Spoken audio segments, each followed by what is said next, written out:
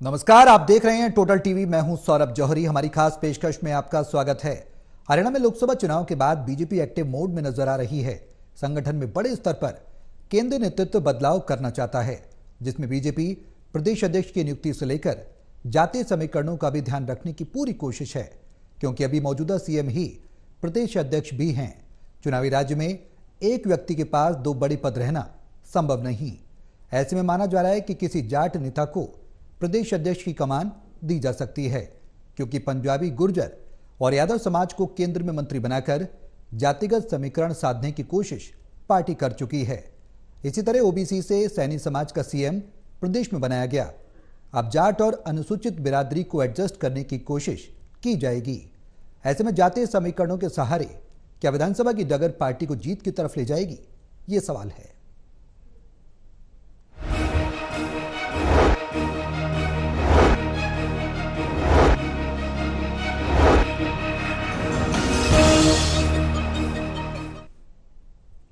तो संगठन में बदलाव की तैयारी और माथापच्ची शुरू हो गई है पार्टी के अंदर। जाहिर सी बात है कि लोकसभा चुनाव में जो गलतियां की हैं, वो उन गलतियों को सुधारने की कोशिश अब पार्टी विधानसभा चुनाव से पहले करेगी, जिससे कि कोई भी सेटबैक ना रहे और पार्टी को कहीं ना कहीं वोटों के रूप में जो परिणाम है वो परिवर्तित होते हुए नजर आए। और वो परिवर्तन क्या होगा, बदलाव क्या होंगे, किस जाति का समीकरण साधा जाएगा, जाट और अनुसूचित जाति पर ज्यादा जोर दिए जाने का सवाल चर्चाओं में है। इन तमाम सवालों का जवाब तलाशने की कोशिश करेंगे। हमारे सहयोगी हमारे साथ मौजूद हैं। हिसार से एसोसिएट एडिटर हैं डॉक्टर महेश कुमार, पानीपत से एसोसिएट एडिटर है देवेंद्र कथुरिया और वरिष्ठ पत्रकार वीरेंद्र सोनी जी हमारे साथ चर्चा में शामिल रहेंगे। आप सभी के साथ मैं चर्चा को आगे बढ़ाऊं, लेकिन उससे पहले एक रिपोर्ट दिखाते हैं। रिपोर्ट देखिए, फिर करेंगे चर्चा की शुरुआत।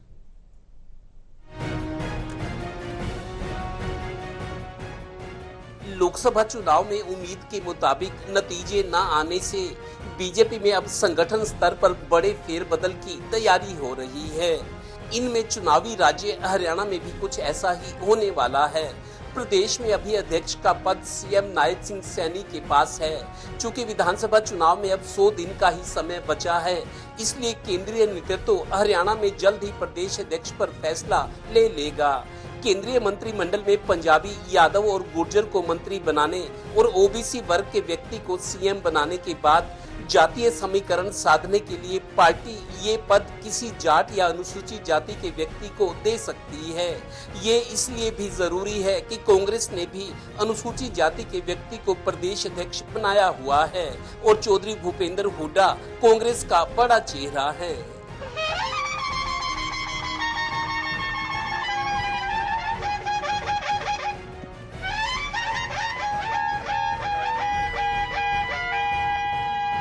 गौरतलब है कि पार्टी प्रदेश में प्रदेश अध्यक्ष का फैसला जल्द लेने वाली है, क्योंकि सीएम और प्रदेश अध्यक्ष की जिम्मेदारी किसी एक व्यक्ति के पास हो भी नहीं सकती। वैसे भी पार्टी लोकसभा के चुनाव परिणामों में इसका खामियाजा भुगत चुकी है।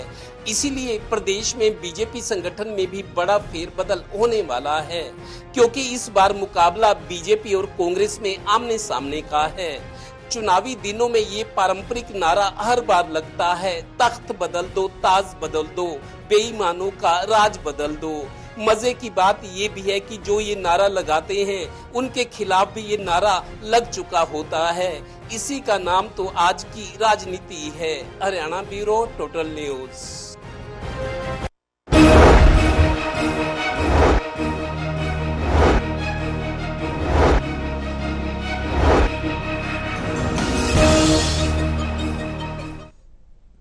तो पार्टी पूरी कोशिश करेगी कि विधानसभा चुनाव में वो गलतियां ना की जाएं जो लोकसभा चुनाव में की गई थी, और जो खामियां रह गई थी उनको पूरा करते हुए वोटों को परिणामों में तब्दील किया जाए और ऐसे परिणाम आए जो बीजेपी के लिए सुखद हों।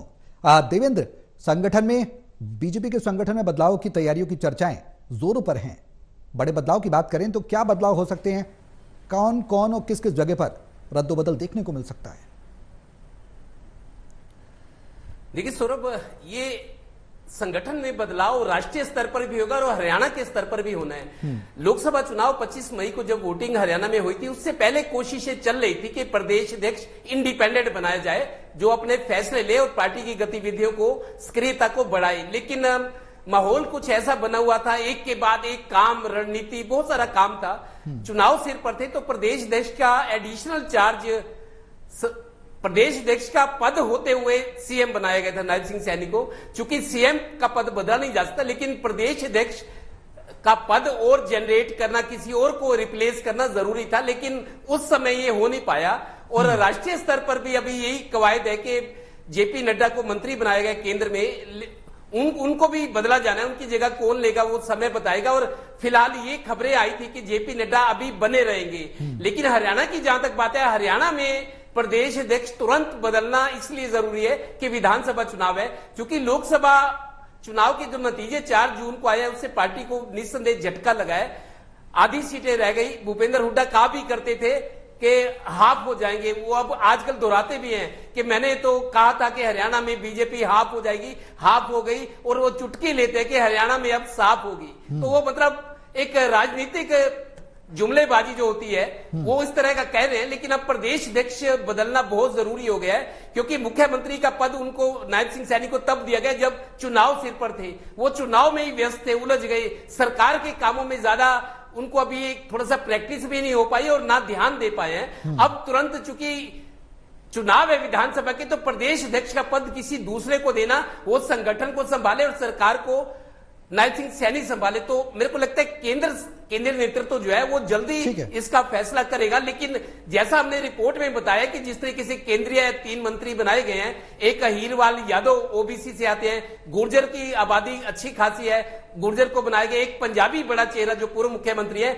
अब ले देकर अनुसूचित जाति, जिसको हम दलित भी कह सकते हैं, दलित और जाट 2 ऐसे समाज हैं जिनको अब ये जिम्मेदारी, बड़ी जिम्मेदारी देना जरूरी है, ताकि जातीय समीकरण, संतुलन उनका बना रहे। तो जाट को माना जा रहा है, जो मैं मानता हूं, मेरे सूत्र बता रहे हैं कि शायद किसी जाट को प्रदेश अध्यक्ष बनाया जा सकता है। उसमें अब अनुसूचित जाति के जिस तरह प्रदेश अध्यक्ष कांग्रेस ने बनाए हुए उदय भान को, या हरियाणा में जैसे अशोक तंवर थे, कुमारी सैलजा थी, अब उदय भान है। तो चूंकि अनुसूचित जाति जो दलित वर्ग है, कि बड़ा वोट है, लौटूंगा मैं आपके पास। इसलिए बीजेपी को अब या तो जाट को या दलित को बनाना, और तुरंत बनाना बहुत जरूरी हो गया है। महेश, क्या संभावनाएं लग रही हैं प्रदेश अध्यक्ष के? जिस तरह की चर्चाएं चल रही हैं, जाहिर सी बात है प्रदेश अध्यक्ष बनाना पड़ेगा पार्टी को, आगे की रण की तैयारी भी करनी है, संभावनाएं किस किस की लग रही है?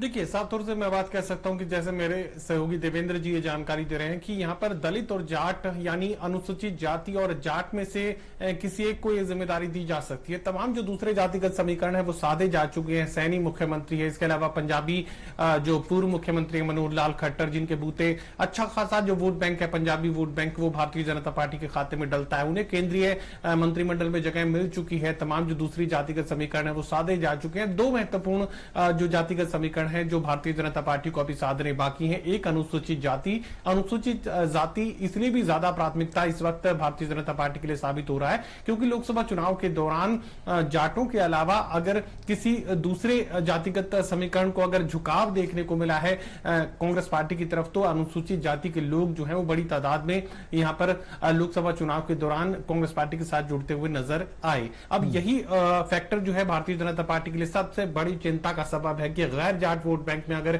सेंधमारी जो है भूपेंद्र सिंह हुड्डा कर देते हैं, अगर जाटों के अलावा किसी गैर जाट बड़ी जातियों का समर्थन और आशीर्वाद अगर भूपेंद्र सिंह हुड्डा कांग्रेस पार्टी को हासिल हो जाता है, तो फिर यकीनन ये भारतीय जनता पार्टी के लिए घाटे का सौदा साबित होता है। लोकसभा चुनाव के दौरान जो परिणाम सामने आए हैं वो इस बात की पुष्टि करते हैं कि अगर गैर जाट वोटों का समर्थन भी भूपेंद्र सिंह हुड्डा किसी भी हद तक हासिल कर लेते हैं, तो फिर यहां पर जो विनिंग इक्वेशन है वो भूपेंद्र सिंह हुड्डा कायम कर पाने में कामयाब हो जाते हैं। मुझे यकीनन ये बात लगती है कि नायब सिंह सैनी के साथ या तो अनुसूचित जाति के किसी नेता को जोड़ा जाएगा या फिर अगर जाट की तरफ, हालांकि जाट की तरफ झुकाव की संभावना मुझे थोड़ी कम इसलिए नजर आ रही है कि चुनाव को अगर जाट और गैर जाट में भारतीय जनता पार्टी तब्दील कर पाने में अगर कामयाब होती है तो यकीनन फिर यह सौदा भारतीय जनता पार्टी के लिए फायदे का सौदा साबित होता है। लेकिन इन लोकसभा चुनावों का मैं जिक्र करूं, 10 लोकसभा सीटों पर जिस तरीके से जातिगत इक्वेशन और समीकरण यहां पर भूपेंद्र सिंह हुड्डा ने उम्मीदवारों के रूप में बिछाने का काम किया था, उसके बाद मुझे लगता है कि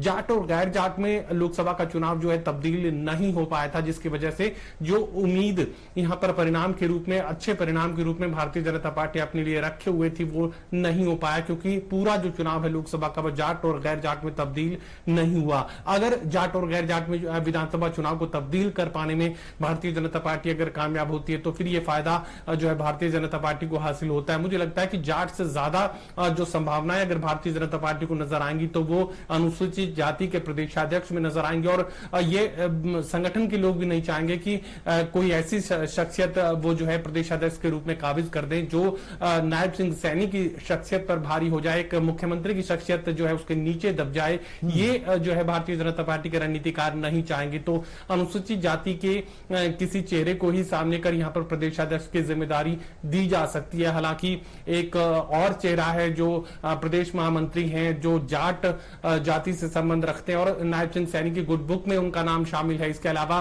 मनोहर लाल खट्टर की गुड बुक में उनका नाम शामिल है, और संगठन में अच्छा खासा परफॉर्मेंस भी वो दे पाए हैं। सुरेंद्र पूनिया जो प्रदेश महामंत्री के पद पर इस वक्त काबिज हैं, उन्हें जो है ये जिम्मेदारी जाट जाति में अगर ये जो है फैसला जाना है तो फिर सुरेंद्र पूनिया को जिम्मेदारी मिल सकती है। लेकिन मुझे ज्यादा जो संभावनाएं नजर आ रही है प्लानिंग के लिहाज से, वो कहीं ना कहीं भारतीय जनता पार्टी अनुसूचित जाति के चेहरे पर ही दाव खेलने का काम करेगी, ताकि गैर जाट का इक्वेशन भी साधा जा सके। इसके अलावा ओबीसी और तमाम जो दूसरी जातियां हैं वो पहले से भारतीय जनता पार्टी के समर्थन में खड़ी हैं। अगर अनुसूचित जाति के लोग भी अगर भारतीय जनता पार्टी से जुड़ते हैं तो जाट और गैर जाट का ये इक्वेशन अगर चुनावी इक्वेशन बनता है तो फिर बीजेपी के लिए फायदे का सौदा बनता है। वीरेन जी, क्या लग रहा है किस तरीके की परिस्थितियां हो सकती हैं? संगठन में बदलाव की यहाँ पर चर्चाएं जोरों पर हैं। बदलाव किस किस स्तर पर हो सकते हैं? देवेंद्र ने बताया प्रदेश अध्यक्ष तो जाहिर सी बातें मिलेगा, जाट भी हो सकता है, अनुसूचित जाति का भी हो सकता है। महेश ने भी यही बात कही है कि संभावनाएं जो है अनुसूचित जाति की ज्यादा लग रही हैं, जाट की उतनी नहीं लग रही हैं। आपको क्या लग रहा है, किस तरीके की परिस्थितियां, किस तरीके का परिवर्तन किस किस स्तर पर देखते हैं? देखिए, ये सब राज्यसभा चुनाव से जुड़ा हुआ है, क्योंकि राज्यसभा चुनाव की भी अधिसूचना जारी होने वाली है, तो उस राज्यसभा चुनाव में किस जाति से प्रत्याशी बनाया जाता है ये भी निर्भर करेगा। ये बात ठीक है कि भारतीय जनता पार्टी जो 2 रिजर्व सीटें थी दोनों की दोनों हार गई, वह प्रत्याशी भारतीय जनता पार्टी का नहीं जीत पाया। अशोक तंवर भी पराजित हो गए और बंतो कटारिया भी पराजित हो गई। तो इसलिए दलित को जो है चाहे या तो राज्यसभा में भेजा जाएगा, चाहे अनुसूचित जाति का, या उसे अध्यक्ष बनाया जाएगा। ये बात बड़ी संभावना है। देखिए, अध्यक्ष वही होगा जो नायब सैनी के नीचे होगा, मतलब यानी कि जो नायब सैनी से कद जिसका ऊंचा होगा उसको अध्यक्ष नहीं बनाया जाएगा, क्योंकि उसमें फिर नायब सैनी का जो आभा मंडल है वो समाप्त हो जाएगा।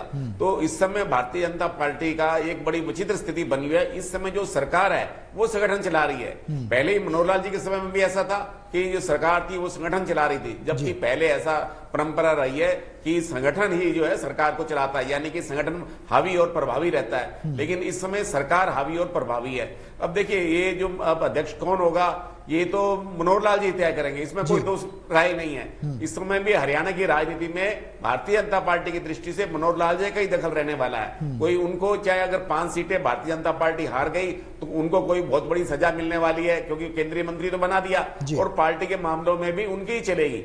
किसे अध्यक्ष बनाया जाना है, किसे राज्यसभा की टिकट देने हैं, ये फैसला भी मनोहर लाल जी के स्तर पर ही होगा। लेकिन इस बात की संभावना ज्यादा लगती है कि अगर हम सामाजिक समरसता के हिसाब से देखें, देखिए भारतीय जनता पार्टी को जो है अनुसूचित जाति के वोट नहीं मिले, ये पार्टी के लिए एक बड़ा चिंतनीय विषय रहा है। तो उस समाज में अपनी पेट बनाने के लिए अब पार्टी के पास विकल्प यही है कि अनुसूचित जाति से बनाया जाए। तो उसमें क्या, देखिए सुनीता दुग्गल जो है कैडर से नहीं है, बंतो कटारिया प्रभावी नहीं है उस ढंग से, हाँ कृष्ण पवार जो है वो कैडर से नहीं आते हैं, कृष्ण कुमार बेदी वो कैडर से हैं।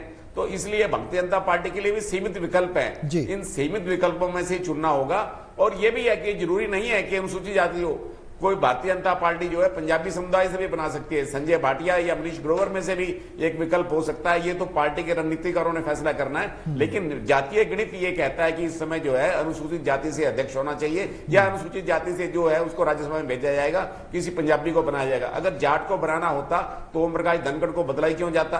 तो इसलिए क्योंकि अब जो प्रबंधन समिति के अध्यक्ष भी सुभाष बराला रहे हैं और उनको सुभाष बराला को राज्यसभा में भेजा जा चुका है। तो इसलिए संभावना ये है कि अनुसूचित जाति से ही या तो अध्यक्ष बनाया जाएगा या उसे राज्यसभा में भेजा जाएगा। जी वीरेंद्र जी, जिस तरीके से आपने बताया कि अनुसूचित जाति का प्रदेश अध्यक्ष हो सकता है या फिर राज्यसभा में भेजा जा सकता है, इसके पीछे की रणनीति के बारे में थोड़ा सा हम आपसे जानना चाहेंगे, क्योंकि कांग्रेस की जो रणनीति रही है, कांग्रेस के प्रदेश अध्यक्ष अनुसूचित जाति से हैं। क्या बीजेपी भी उसी फॉर्मेट में आकर काम कर रही है? विधानसभा चुनाव से पहले जिस फॉर्मेट में वेट एंड वॉच की पॉलिसी में कांग्रेस काम कर रही थी कि पहले बीजेपी अपने पत्ते खोले उसके बाद हम खोलेंगे, क्या अब बीजेपी उसी मोड में आ गई?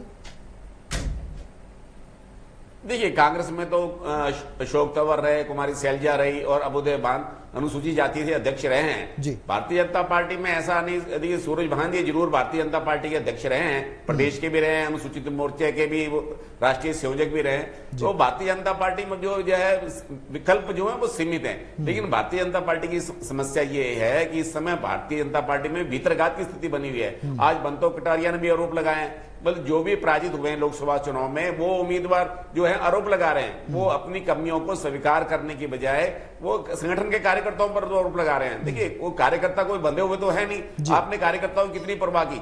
भारतीय जनता पार्टी के संगठन ने अपने कार्यकर्ताओं की कितनी परवाह की? आज जो जमीनी कार्यकर्ता थे वो तो पृष्ठभूमि में चले गए, उनको कोई पूछता नहीं है। आजकल तो जो सोशल मीडिया से प्रभावित कार्यकर्ता हैं वही छाए रहते हैं, और इसलिए भारतीय जनता पार्टी के लिए एक चुनौती है अपने पुराने कार्यकर्ताओं को सक्रिय करने की। बिल्कुल। देवेंद्र, जो जातीय समीकरण का जिक्र वीरेंद्र जी ने भी किया, सवाल यही है कि जातीय समीकरण को साधने की पुरजोर कोशिश पहले भी की गई, हालांकि जाटों की नाराजगी देखने को मिली, किसानों की नाराजगी देखने को मिली लोकसभा चुनाव के दरमियान, लेकिन क्या अब जो एडजस्ट करने की कोशिश की जा रही है बीजेपी की तरफ से, उसमें यह मान लिया जाए कि पार्टी इस स्तर पर तैयारी करेगी कि जो नाराजगी है किसानों की, जाटों की, वो दूर हो जाए, उसको दूर करने की कोशिश की जाएगी? देखिए सौरभ, किसान नाराज हुए थे। आप देखिए, पंजाब में बीजेपी को कोई सीट नहीं मिली, हरियाणा में सीटें आधी रहेगी और पश्चिम उत्तर प्रदेश। किसानों के आंदोलन का इन 3 राज्यों में, जो पड़ोसी राज्य उत्तर भारत, जहां किसानों का दबदबा है, यहां तीनों पर आंदोलन का, किसान आंदोलन का नजर आया।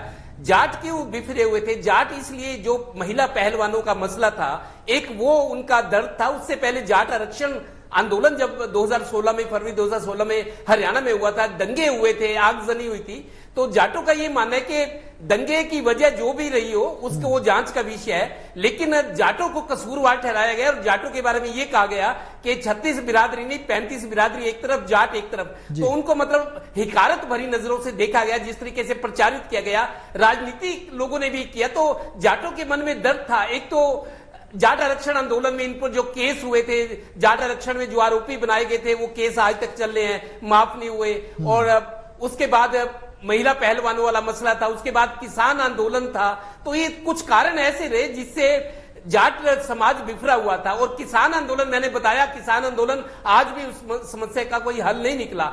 इसी वजह से लोकसभा चुनाव में मतलब 5 एमपी सांसद जब एक वोट की, एक सीट की लड़ाई थी पूरे देश में, मोदी जी को प्रधानमंत्री बनाने की 400 सीटों की हुंकार थी, तो एक सीट की लड़ाई थी। उस स्थिति में हरियाणा की 10 में से 5 सीटें फिसल गई बीजेपी के हाथ से। तो बीजेपी अब जो कमजोरियां थी, जो कमियां थी, जो गलतियां हुई, उससे सीख रही है। सौरभ, एक चीज जरूर कहना चाहूंगा कांग्रेस के बारे में। 15 साल पहले से मेरे को याद है, 2009 में जब कांग्रेस सरकार थी, भूपेंद्र हुड्डा मुख्यमंत्री थे, उन्होंने फूलचंद मुलाना को प्रदेश अध्यक्ष बनवाया। फूलचंद मुलाना बदले तो उसके बाद अशोक तंवर बने। अशोक तंवर को हटा के कांग्रेस ने कुमारी शैलजा को बनाया, और कुमारी शैलजा के बाद आज उदय भान है। मतलब अनुसूचित जाति का पिछले 15 साल से कांग्रेस अपना प्रदेश अध्यक्ष बना रही है। उनको ये लगता है कि जाट या नॉन जाट अगर मुख्यमंत्री रहते तो जो एससी वर्ग है, जो आरक्षित वर्ग है, उनमें से लगातार 15 साल से कांग्रेस ने प्रदेश अध्यक्ष बनाया हुआ, जिनके मैंने नाम बताए। यही वजह है कि अगर इनको इस प्रदेश अध्यक्ष का पद दो, जाट नॉन जाट को पार्टी अपना प्रदेश अध्यक्ष बनाए या मुख्यमंत्री बनाए, ताकि जो समीकरण है, जो जातियां इफेक्टिव है, जो जातियां नुकसान पहुंचा सकते या फायदा पहुंचा सकते, वो जातीय गणित जो है, वो केमिस्ट्री जो है, उस पर पार्टियां काम करती है। जिस तरीके जातीय आधार पर टिकटों का बंटवारा होता है, उसी तरीके से जातीय आधार पर पद भी बांटे जाते हैं, ताकि वोट बैंक जो है, जो वोटों का हिसाब किताब है, वो बना रहे। तो इसी वजह से अब जो कमियां देख रही है बीजेपी के पास मौका है, 3-4 महीने का टाइम है। इसी वजह से अब फटाफट फैसले हो रहे हैं, प्लॉट बांटे जा रहे हैं और काम की जा रहे हैं। प्रॉपर्टी आईडी के लिए डीसी खुले दफ्तर लगा रहे हैं। तो जहां जहां कमियां रह गई उनको दुरुस्त करने की बीजेपी कोशिश कर रही है। हर पहलू पर काम करने की कोशिश की जा रही, जिससे कि जोखिम नहीं लेना चाहती पार्टी कि आने वाले विधानसभा चुनाव से पहले कोई जोखिम रहे, कुछ ऐसा हो या फिर ऐसा रहे जिससे बाद में यह हो कि हाँ शायद इसको कर लिया होता तो इसका परिणाम कुछ बेहतर होता। महेश, अगर पार्टी में दूसरे दलों के नेताओं की बात की जाए, जिस तरीके से शामिल हुए लोकसभा चुनाव में, हमने देखा तवज्जो सबसे ज्यादा दी गई दूसरे दलों से आने वाले नेताओं को, उनको टिकट भी बांटा गया। इससे खासा नाराजगी संगठन के कार्यकर्ताओं में भी देखने को मिली और कार्यकर्ताओं में उदासीनता भी देखने को मिली। क्या विधानसभा के स्तर पर वो जो गलतियां की हैं लोकसभा चुनाव में उसे दोहराने की कोशिश नहीं की जाएगी?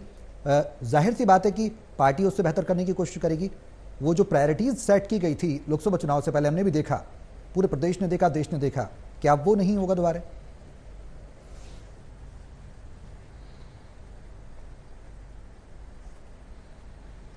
देखिए, भारतीय जनता पार्टी अब संक्रमित हो चुकी है। भारतीय जनता पार्टी का जो मूल काडर था, एक शब्द यहां पर इस्तेमाल किया गया, काडर के लोग। काडर के लोग कौन है? जो भारतीय जनता पार्टी की विचारधारा के साथ जुड़े हुए हैं, उसके अस्तित्व को समझने, उसे आत्मसात करने में जो सक्षम लोग हैं, उन्हें काडर के लोग कहा जाता है। दूसरे वो लोग हैं जो दूसरे अन्य दलों से इंपोर्ट होकर, एक्सपोर्ट होकर जो है अलग अलग राजनीतिक दलों का सफर तय करते हुए हाल फिलहाल जो है भारतीय जनता पार्टी में शामिल हुए और उसके पीछे कोई ना कोई उनका बड़ा स्वार्थ था। और टिकट को लेकर ही मैं ये बात कह सकता हूं, जिस तरीके से चौधरी रणजीत सिंह को यहां पर लोकसभा का चुनाव लड़वाया गया, निर्दलीय वो विधायक थे रानिया से, लेकिन आधे घंटे पहले ही उन्हें जो है भारतीय जनता पार्टी में शामिल करवाकर टिकट थमा दिया गया। तो यकीनन फिर जो मूल कार्यकर्ता है उसका हक यहां पर एक तरीके से उसके अधिकार पर लूटपाट की स्थिति जो है वो देखने को मिलती है। सिरसा सीट का जिक्र करें तो वहां पर डॉक्टर अशोक तंवर भी जो है आम आदमी पार्टी से मौके पर आए और जो है टिकट उनके हाथ में रख दिया गया। तो ऐसे में मूल काडर जो भारतीय जनता पार्टी के विचारों को आत्मसात करने वाले जो लोग हैं, उनका जो परिणाम है वो कमजोर हो जाता है, उनकी झोली खाली रह जाती है। और इसी वजह से सरकार जो करीब 10 साल का जो कार्यकाल है, इसमें भी कार्यकर्ता की नहीं सुनी गई। चुनिंदा जो लोग हैं वो भारतीय जनता पार्टी में अपना फायदा उठा पाए। तो कार्यकर्ता पहले से नाराज था, उसके बाद उसके हक पर लूटपाट भी कर ली गई। अब इस तरह की परिस्थितियां अगर विधानसभा चुनाव में भी देखने को मिलती है और खासकर अभी एक और जो है अलग तरीके की बात जो है भारतीय जनता पार्टी में सुनने को मिली थी, हालांकि उस बात को दबा दिया गया, जिसमें कुछ लोगों के नाम यहां पर चिन्हित किए गए थे जिन्हें आर्थिक जो है अनियमितताओं के मामले में उनके खिलाफ कार्रवाई की बात की जा रही थी कि चुनाव का जो पैसा जो है भारतीय जनता पार्टी की तरफ से ऊपर से भेजा गया था उसमें गोलमाल कर दिया गया। भीतरघात बहुत ज्यादा संक्रमित जो है इस बार भारतीय जनता पार्टी नजर आई, हालांकि भीतरघात सबसे कम जो है भारतीय जनता पार्टी में देखने को मिलता है। तमाम वो समस्याएं, वो बीमारियां जो दूसरे राजनीतिक दलों में थी, अब भारतीय जनता पार्टी में भी बनी हुई हैं और काफी ज्यादा इस वक्त देखने को मिल रही है। तो कह सकते हैं कि बाहर से आने वाले लोगों ने, नेताओं ने, कार्यकर्ताओं ने भारतीय जनता पार्टी को संक्रमित कर दिया है। अब इस संक्रमण से किस तरीके से भारतीय जनता पार्टी विधानसभा चुनाव में पार पा पाएगी, यह महत्वपूर्ण देखना रहेगा। विनीत जी, लास्ट कमेंट में आपसे लेना चाहूंगा, अब और बीते विधानसभा चुनाव की बात करें या फिर लोकसभा चुनाव के आकलन की बात करें, तो अब सियासी माहौल क्या कहता है, हरियाणा की सियासत क्या कहती है भौगोलिक स्थिति के आधार पर और राजनीतिक स्थिति के आधार पर? Last comment sir. देखिए, कांग्रेस ने 5 सीटें जीती। 5 सीटें जीतने के बाद भी कांग्रेस में एक दूसरे के ऊपर प्रत्यारोप लगाए जा रहे हैं। कुमारी शैलजा कह रहे हैं कि उम्मीदवारों का चयन गलत था, बाहर से उम्मीदवार लाए गए, करनाल में प्रभावी ढंग से चुनाव नहीं लड़ा गया। और प्रदेश अध्यक्ष भी उदय भान कह रहे हैं कि वो जो बात कहनी है उन्हें पार्टी के मंच पे कहना चाहिए। मतलब 5 सीटें जीतने के बाद भी कांग्रेस में सिर फुटबॉल जारी है और भारतीय जनता पार्टी 5 सीटें हार गई। मतलब उम्मीदवार तो आरोप लगा रहे हैं, जितने 5 उम्मीदवार हारे हैं वो तो आरोप लगा रहे हैं कि भीतरघात के, लेकिन 5 सीटों की हारने की नैतिक जिम्मेदारी कौन लेगा? कोई जिम्मेदारी लेने को तैयार ही नहीं है, कोई आगे बढ़कर नहीं आ रहा। क्या नायब सैनी जिम्मेदारी लेंगे क्योंकि वो मुख्यमंत्री भी हैं और प्रदेश अध्यक्ष भी हैं? वो कहेंगे मुझे तो 1 ही महीने का कार्यकाल मिला। तो क्या मनोहर लाल जी जिम्मेदारी लेंगे जिनका पूरा वर्ष 9.5 वर्ष का कार्यकाल रहा? तो कोई तो जिम्मेदारी लेने को तैयार नहीं हो रहा। और एक बात देखिए, अभी भारतीय जनता पार्टी के पास एक तुरप का पत्ता भी है। देखिए, किसी महिला को भी जो है प्रदेश अध्यक्ष बनाया जा सकता है या किसी महिला को भी जो है राज्यसभा में भेजा जा सकता है। ये महिला कौन हो सकती है? यादव समाज से भी हो सकती है, जाट समाज से भी हो सकती है और किसी भी समाज से हो सकती है। मतलब भारतीय जनता पार्टी महिलाओं को रिझाने के लिए एक तुर्क का पत्ता यह भी हो सकता है। ठीक है वीरेंद्र जी, बहुत शुक्रिया आप सभी का हमारे साथ इस चर्चा में शामिल होने के लिए। हरियाणा में संगठन पर खासकर बड़े बदलाव की तैयारी बीजेपी करने की पुरजोर कोशिश कर रही है। जाहिर सी बात है कि जिस तरीके से रिजल्ट लोकसभा चुनाव में रहे हैं उसका प्रभाव एक बड़े स्तर पर विधानसभा चुनाव में भी देखने को मिल सकता है और इसलिए कोई भी खामी, कोई भी कमी पार्टी नहीं छोड़ना चाहती। बदलाव कौन से होंगे, क्या होंगे, किस स्तर पर देखने को मिल सकते हैं, तो समय बताएगा। फिलहाल मेरे साथ इस खास पेशकश में अभी के लिए बस इतना ही। नमस्कार।